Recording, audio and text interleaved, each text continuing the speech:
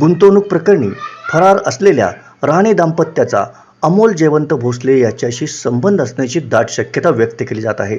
अमोल भोसले याच्यावर MPID प्रकरणात Shivaji park police station इथं गुन्हा नोंद करण्यात आलाय। सूत्रांच्या माहितीनुसार राणे दाम्पत्य व सागर कारिवडेकर यांच्या MPID प्रकरणातील एका गुंतवणूकदारानं प्रीती राणे यांच्या शिफारशीवरून अमोल भोसले यांच्या योजनेत गुंतवणूक केली होती। मात्र त्या गुंतवणुकीतून पैसे परत मिळवताना आणि मासिक परतावा मिळवताना संबंधित गुंतवणूकदाराला मोठ्या अडचणींचा सामना करावा लागला। प्रीती राणे यांच्या उच्च परताव्याच्या आश्वासनावर विश्वास ठेवून संबंधित गुंतवणूकदारानं मोठ्या अडचणीनंतर अमोल भोसले यांच्या योजनेतून पैसे काढून पुन्हा सागर कारिवडेकर यांच्या खात्यात गुंतवणूक केली। दरम्यान हॅलो सिंधुदुर्ग चॅनलकडे उपलब्ध झालेल्या एका व्हिडिओमध्ये प्रीती राणे यांनी स्वतः कबूल केले आहे की त्यांनी अमोल भोसले यांच्याकडे गुंतवलेले पैसे गुंतवणूकदारांना परत मिळवून दिले होते। पाहूया हा व्हिडिओ।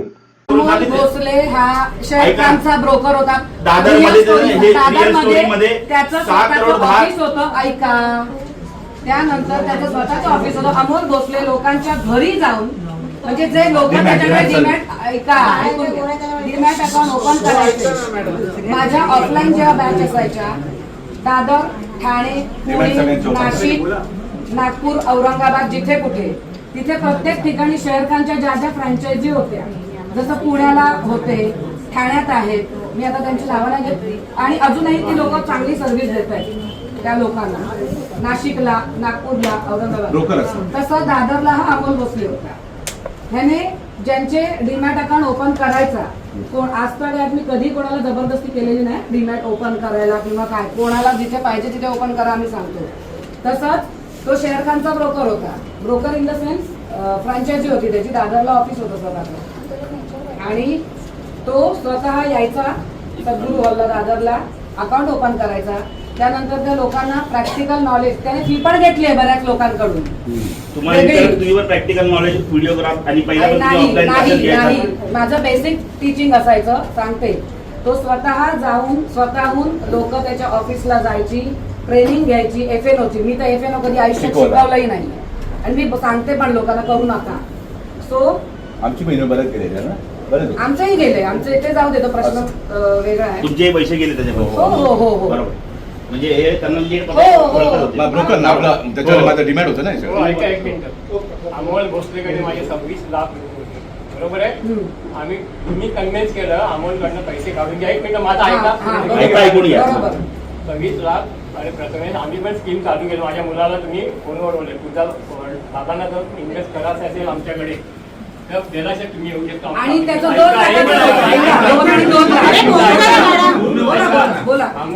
अमोलचे पैसे मी जबाबदारी घेते। अमोलला मी कन्व्हिन्स करते तुमचे पैसे मिळणार।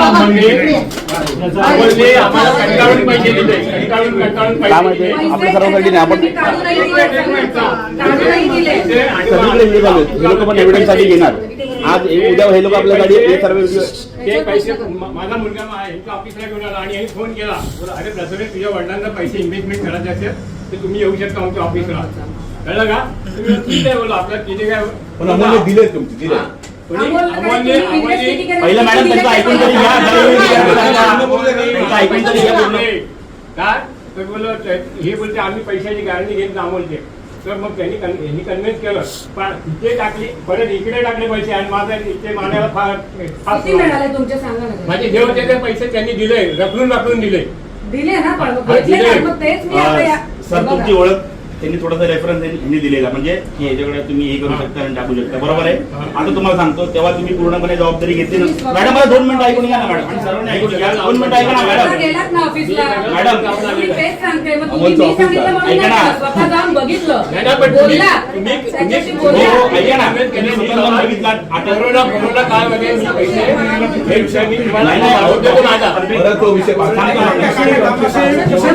पूर्ण वेगळा विषय झाला। जे थोडेसे मिळणार होते 5%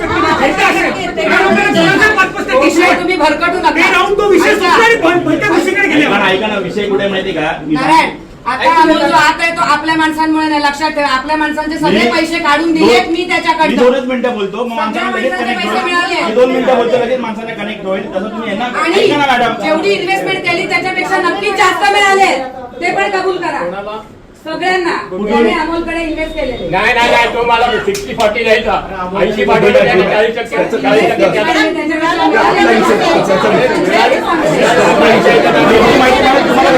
त्यांना पैसे भेटले, तुम्हाला माहिती कशी? मीच मिळवून दिले त्यांचे पैसे. ऐकून घ्या.